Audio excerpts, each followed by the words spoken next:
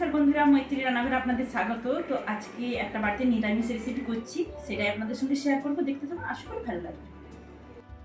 আজকে আমি বানিয়ে দেখাবো সয়াবিন, পনির, পাঁপড় আর আলু দিয়ে একটা নিরামিষ রসার রেসিপি। তো আমি সেটা কিভাবে করছি দেখতে থাকুন, আর কি কি উপকরণ নিয়েছি সেটা আপনাদের সঙ্গে শেয়ার করি।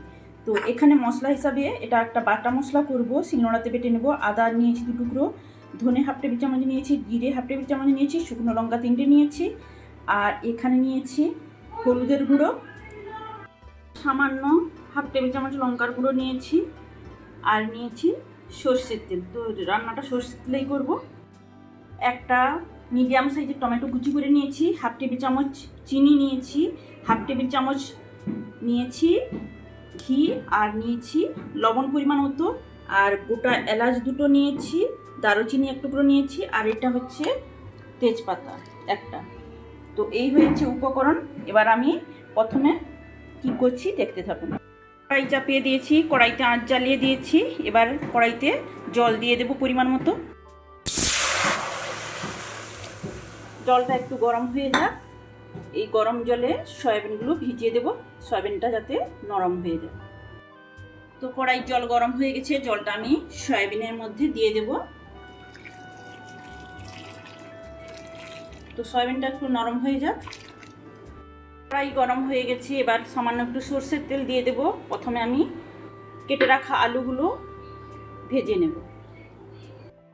তেল গরম হয়ে গেছে, এবার খুন্তি দিয়ে তেলটাকে চারদিকে একটু ছড়িয়ে নিচ্ছি, যাতে আলুগুলো দিলে সাইডে লেগে না যায়, সেই জন্য।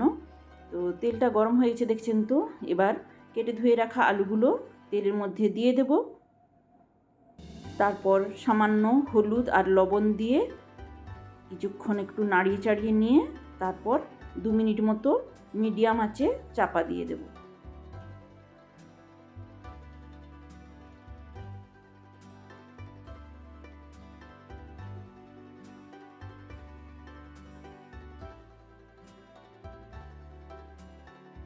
চাপা দিয়ে দিলাম, 2 মিনিট পর ফিরে আসছি, আর আলুগুলো একটু লাল লাল করে ভেজে নেব। আলুগুলো ভাজা হতে হতে মশলাটা আমি বেটে নেব। মশলা বাটা হয়ে গেছে, এদিকে আলুগুলো দেখুন লাল লাল করে আমি ভেজে নিয়েছি। তো আলুগুলো তুলে নিই। এবার আমি সয়াবিনগুলোকে জল থেকে তুলে ভালোভাবে জলটা নিংড়ে নিব। এইভাবে, এই দেখুন এইভাবে সমস্ত সয়াবিনগুলো তুলে নিচ্ছি। কড়াইতে পরিমাণ মতো সর্ষের তেল দিয়ে দিলাম। তো সর্ষের তেলটা গরম হয়ে গেছে, এবার গরম তেলের মধ্যে সয়াবিনগুলো দিয়ে দিলাম, আর সামান্য লবণ হলুদ দিয়ে একটু নাড়িয়ে চাড়িয়ে আমি কিছুক্ষণ 2 মিনিট মতো লাল লাল করে একটু ভেজে নেব সয়াবিনগুলো, যাতে সয়াবিনের গায়ে যে জলটা লেগে আছে সেই জলটা শুকিয়ে যায়।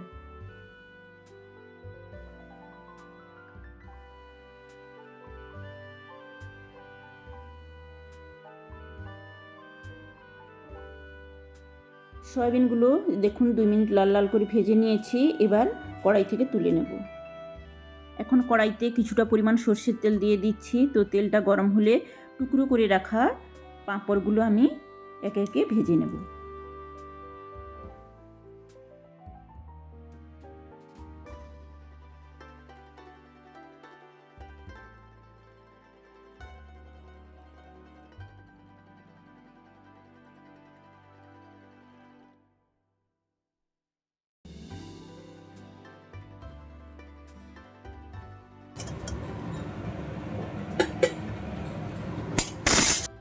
পাঁপড়গুলো ভাজা হয়ে গেছে, ওই তেলের মধ্যে আমি এবার টুকরো করে রাখা পনিরগুলো ভেজে নিচ্ছি।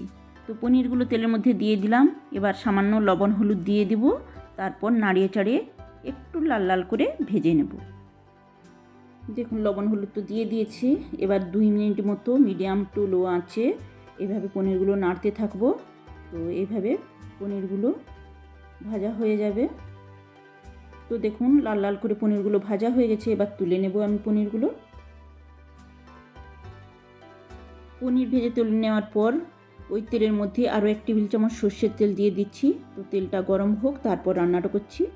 তেল গরম হয়ে গেছে, এবার তেলের মধ্যে এলাচ আর দারুচিনি, তেজপাতা, শুকনো লঙ্কা ফোড়ন দিয়ে দেব।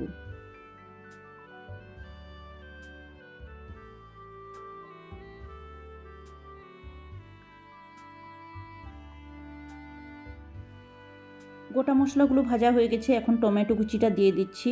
তো প্রথমে টমেটো কুচিটা একটু 1-2 মিনিট লাল লাল করে একটু ভেজে নেব মিডিয়াম আঁচে।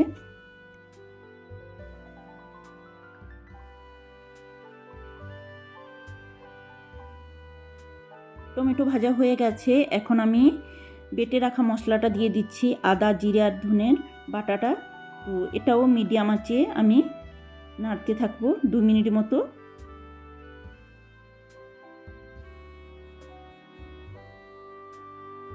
তো 2 মিনিট বাটা মশলাটাকে ভেজে নিলাম। এবার দিয়ে দিচ্ছি লঙ্কার গুঁড়ো আর হলুদের গুঁড়ো। তো সামান্য এতে জলও অ্যাড করব যাতে মশলাটা পুড়ে না যায়, শুকনো মশলা যেহেতু এটা পুড়ে না যায়, সেই জন্য সামান্য একটু জল দিয়ে দিচ্ছি। তো এবার নাড়িয়ে চাড়িয়ে আমি মশলাটা কষিয়ে নেব।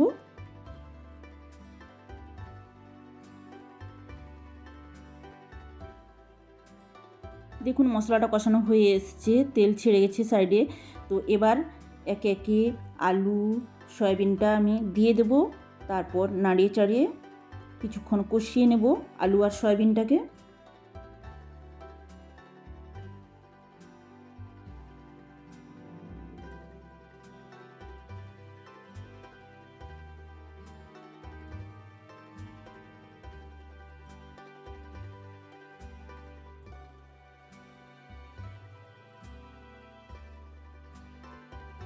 সয়াবিন আলুটাকে 2 মিনিট নাড়িয়ে চাড়িয়ে একটু কষিয়ে নেওয়ার পর এখন দিয়ে দিচ্ছি পনিরগুলো। তো পনিরগুলো দিয়েও একটু নাড়িয়ে চাড়িয়ে 1 মিনিট কষিয়ে নেব।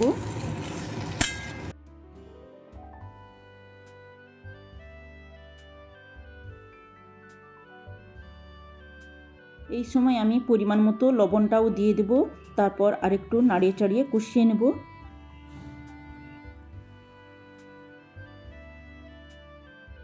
সমস্ত কিছু নাড়িয়ে চাড়িয়ে কষিয়ে নিয়ে এবার আমি 1 মিনিট মতো চাপা দিয়ে দেব। তো মিডিয়াম আঁচেই 1 মিনিট মতো চাপা দিয়ে দিচ্ছি।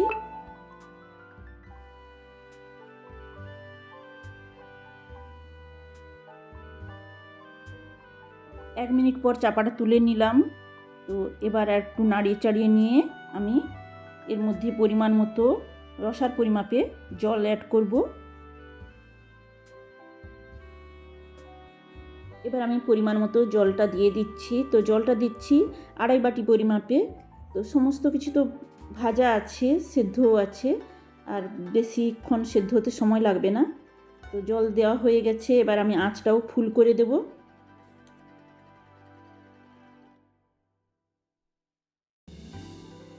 জলটা ফুটছে, এবার আঁচটা আমি মিডিয়াম করে দেব। তো মিডিয়াম আঁচে কিছুক্ষণ ফুটতে থাকুক। তো দেখুন ঝোলটা প্রায় হয়ে এসেছে, এখন আমি গাওয়া ঘিটা দিয়ে দেব। তো গাওয়া ঘিটা দেওয়ার পর এবার আমি দিয়ে দেব ভেজে রাখা পাঁপড়গুলো।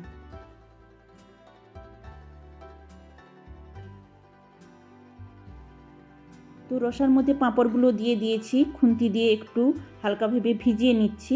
আঁচটা এই সময় আমি বন্ধ করে দেব। কেউ চাইলে গুঁড়ো গরম মশলাও লাস্টে অ্যাড করতে পারেন, কিন্তু আমি দিচ্ছি না, যেহেতু গোটা গরম মশলা দিয়েছি সেই জন্য আমি দিচ্ছি না। তো নিরামিষ দিনে এইরকম একটা রসার রেসিপি থাকলে আর কোনো কিছু লাগে না, একটা তরকারি দিয়েই ভাত খাওয়া হয়ে যাবে। তো কেমন লাগলো আমার রেসিপিটা আপনারা কমেন্টের মাধ্যমে জানাবেন। যদি ভালো লেগে থাকে লাইক শেয়ার করবেন, আর যারা নতুন বন্ধু তারা আমার চ্যানেলটিকে ভিজিট করে পাশে থাকবেন।